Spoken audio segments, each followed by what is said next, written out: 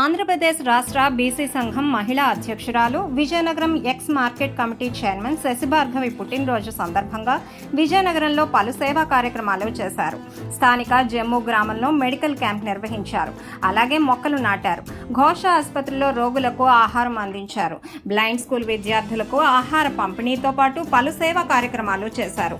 ఆ తర్వాత ఆంధ్రప్రదేశ్ రాష్ట్ర టిట్కో చైర్మన్ అజయ్ కుమార్ గారి ఆధ్వర్యంలో పుట్టినరోజు వేడుకల్లో పాల్గొని కేక్ కట్ చేశారు.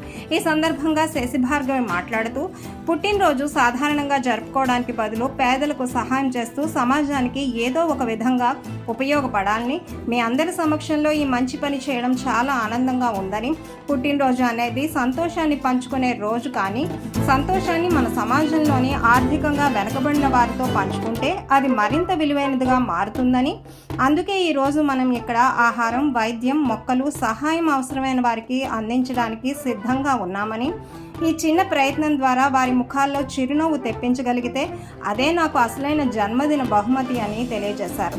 ఇదే విధంగా మీ అందరికీ, అలాగే నాకు ఆ భగవంతుడు ఆయురారోగ్యాలతో పాటు ఐశ్వర్యం, సమాజ సేవ, శక్తి, ఆనందం ఎప్పుడూ కలిగించాలని కోరుకుంటున్నానని, మీరందరూ వచ్చినందుకు, నా జన్మదిన వేడుకల్లో పాల్గొన్నందుకు హృదయపూర్వక ధన్యవాదాలు అని తెలిపారు.